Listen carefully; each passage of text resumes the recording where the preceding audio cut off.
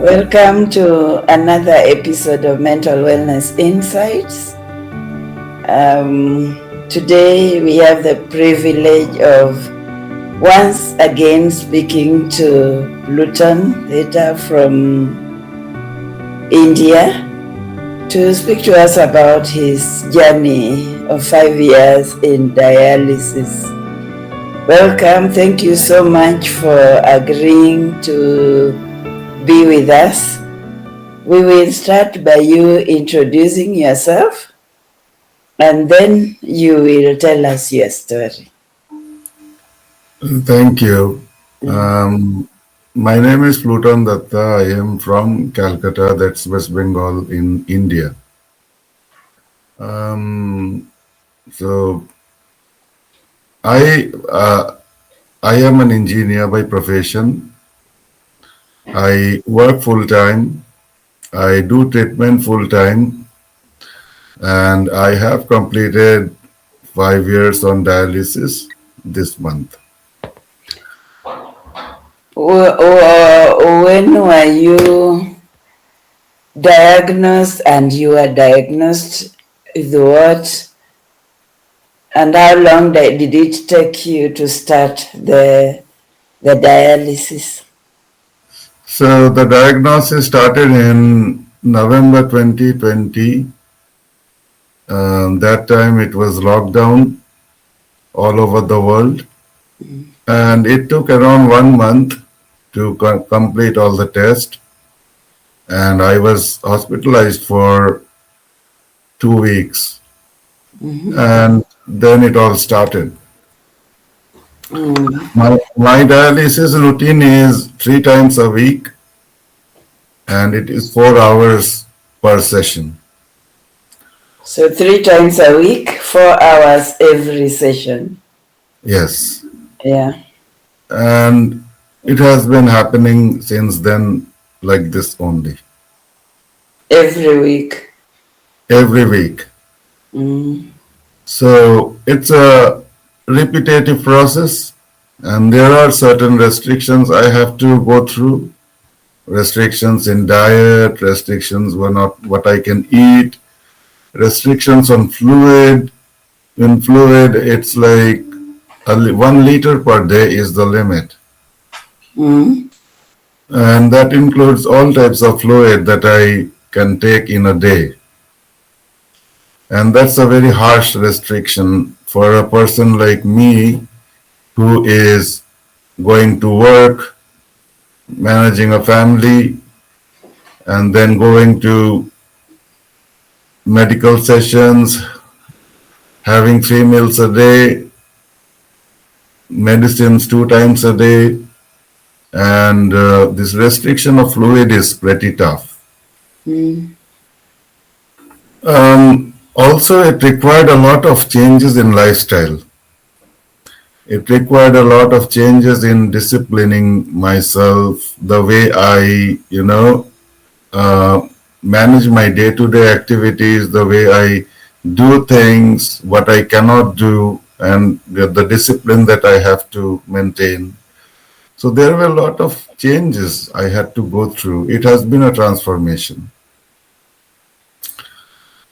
Earlier, it was quite difficult because I felt that I'm locked up because I was not allowed to do a lot of things, but I was actually doing other things like, my regular activities and office work.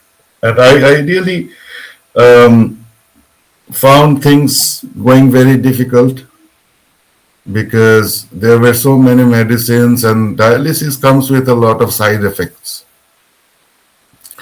Dialysis is not a treatment, it's not a cure, it's just a treatment, Yeah. which means with dialysis, your kidneys are not expected to become well again. Mm. With dialysis, what happens is you are kept alive with the help of a machine. So during the 4 hours, her blood is filtered, water is extracted, purification happens, and then You are allowed to go home, but it has got its side effects too. That includes nausea, breathing problems, blood pressure fluctuations, sugar fluctuations, muscle spasms, muscle cramps, and those things can interfere with your day-to-day well-being. It's tough. So earlier I was like, when I started, I didn't know. I mean, I was so scared. I was scared to death. I didn't even think that I can continue even 5 times. And now I think I have completed almost over 600 times. I have seen a lot of ups and downs happening during sessions, the different side effects. And I have tried to recover from them. One thing I have learned in a very tough way is dialysis will test in the ultimate way, a person's ability to cope. It plays with your mind. The restrictions, the pain, the repetitive thing, because doesn't matter if it's raining, if it's snowing, if it's sunny, if it's a good weather, bad weather, you have a good mood, bad mood, there's a problem in family, nothing matters, you have to go to the hospital if you want to be alive. And that kind of, repetitive constraint can actually break you in the long run. And it does. I have seen a lot of otherwise very strong-minded people who broken after 6 months of or 1 year of dialysis. It requires a lot of mental stamina. For me, completing 5 years was not actually totally, because of the medicines or the treatment. I would say it's because of the mental stamina. It's because of the mental strength. You have to remain positive that you can still make it. You just cannot start thinking that my life is over. The moment you start thinking like that, the body will respond accordingly. The body's resistance power is very much associated to what your thinking is. If you think that I cannot take it, my body will not take it, I am done, I have already lost the game, your body will start thinking like that. And your body will react like that.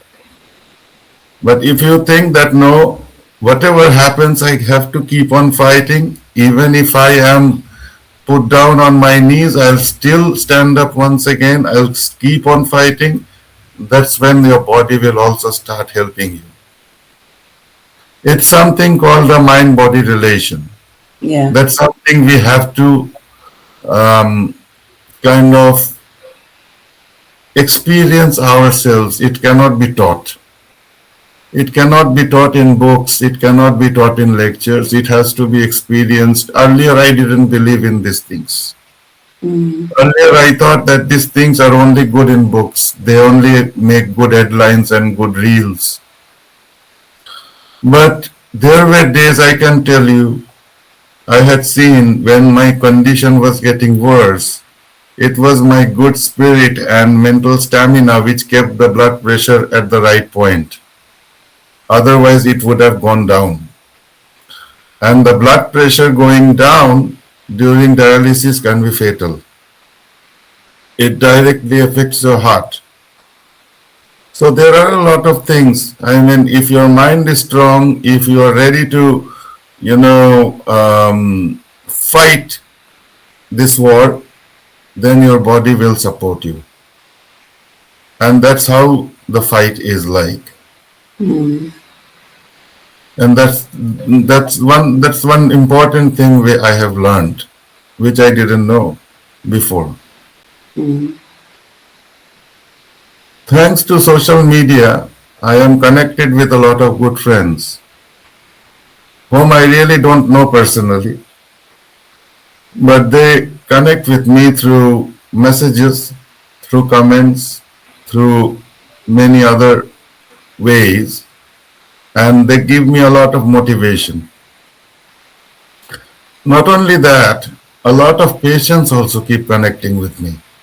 Mm. Someone who is diagnosed at first stage or a second stage, maybe someone who has been detected with initial level kidney issues, someone who is having some problems with kidneys, they talk with me. Mm. A problem with kidney can be very scary. The reason may be because we really don't have a lot of information on what a patient goes through during dialysis. And Google can give you a lot of confusing answers. And sometimes patients do not really speak up much. So we do not have that much of information, as in what to expect. Because the doctors will say that it's a lifelong thing you have to go through for the rest of your life. Mm. But nobody can tell you what to expect. Yeah. You need someone who can give you uh, some kind of knowledge, as in what goes through, what a patient goes through, what are the different things that will come, how are the different ways you can cope, how you can balance work, life, family with dialysis. Because I work full time, I know the challenges of going to office, staying there for 6, 7, 8 hours, having medicines, and then also going dialysis the next day. It can be challenging, it can be daunting. But there are ways you can balance it. It's important that you keep yourself active, because dialysis can actually be very difficult to maintain financially. Mm. It's a costly treatment. Anywhere in the world, it's a costly treatment, and those expenditures needs to be paid for. How you pay for it depends on the individual. So for me, it is how the regular job pays for my treatment. But you need to balance your life very well, because the job is demanding. So is this disease. How do you balance? We all have to learn, but it can be done. Mm. Yeah. How about your home setup or social setup? How has it helped in maintaining your mental status? So in my home, I have my wife, and she has been my support from day one. Mm. From going to hospitals together, from maintaining a index of all the medicines, from maintaining all the bills, managing everything. So it has been a fight we have played together. I do not say that it is the thing that I have dealt with alone. It's Mm. both of us. Uh, it's very important that you have a supportive spouse. Otherwise, it can be very difficult to manage your life through a chronic situation, through a chronic disease. So that way, I did get a lot of help from her. Mm. There are so many medicines, so many bills to keep, track of. There are so many prescriptions. There are so many paperwork that comes with this disease. And sometimes I feel little overwhelmed that how to manage all those things alone. Especially on the days when I'm doing dialysis and I'm not in the right mood or right frame of mind. Mm. So she has done a lot of, she has given a lot of support. She has been very helpful, and that was particularly from the home. However, there is another side to it. Sometimes, when you are dealing with long-term chronic illnesses, you might tend to lose on a lot of relatives. You might lose a lot of friends. Mm. That also is a part of the process. But you gain also some new friends. Yeah. Because not every family member, not every relative can be really that helpful, can really be that responsive when you are in crisis. So, but you get to see new people. You make with new friends who really care for you when you are in a deep trouble. So this equation keeps on updating itself. You keep on getting new friends, you keep on getting to know new people, you lose some people. Mm. And that has happened to me as well. Now, a lot of people, when they are diagnosed with kidney issues, the first thing they run to is transplant. Have you ever thought about transplant? So for me, initially when I started off with dialysis, initially I had incurred a lot of expenses because I was hospitalized. Yeah. And I faced a lot of financial trouble. I had to arrange a lot of money because I had to pay for the hospitals, I had to start off with the dialysis, I had to pay for a lot of things. I was little in debt. Then I had to recover all the money. It Yeah. took some time. Transplant is a costly operation. Transplant requires a lot of funds.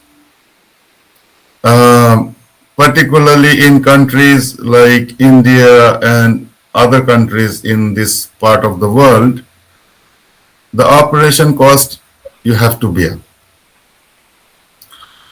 So earlier on, I had some financial difficulties. Mm. Also, I didn't have any donor in my family. So if I had to go for a transplant, I had to get one from the market, a kidney. I couldn't, I had some fund issues initially, but later on, when I was planning and I was started to thinking about the operation,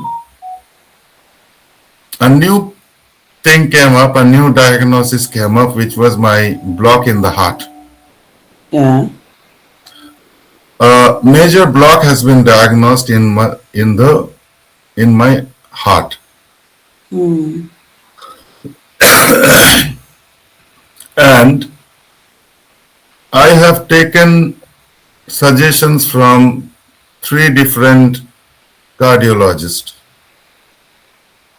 They all have said that with a weak heart you cannot go for a major operation. Mm. So now the focus have shifted. I have to do something about the heart. Mm. And if the heart gets fixed, then later on maybe I can think about transplant. So, as it is, you are dealing with the kidney and the heart. Yes. So I am dealing with a failed kidney and a blocked heart. So, how are you dealing with the heart? So for the heart, I have additional restrictions. I have additional medicines. The additional restrictions include more restrictions in food, more restrictions in my workouts, my activity limits. I'm not allowed to do heavy exercise. I'm not allowed to do running. I'm not allowed to play a lot of games. I have to keep a lot of monitoring of my heart. So that has only increased a lot of monitoring tests, medicines, and also awareness. Mm. But this has right now decreased the possibility of going for a transplant right now. I don't know about future, so maybe something happens in the future and then maybe I can think about transplant. Is there a permanent solution to the heart issue? For now, there is none. I have seeked for, because generally such blockages are removed either via angioplasty or via bypass surgery. As per the doctors whom I have shown so far, they have advised against any form of surgery. Mm. So right now, no surgery is possible and the blockages will be there. But the medicines will keep the heart in a condition that there should the risk of heart attack is decreased. Yeah. So that is all that can be done for now. But future is unseen. We don't know if new things come up in the future. So the Future fight is in is the hands of God. It's only God who knows our future. All of right. us. Yeah. And so, from the time you started up to now, how do you describe your mental state? Is it getting stronger? Are you getting stronger? Are you getting weaker in your thinking, in your mental disposition? I think mentally I am getting 100 times stronger.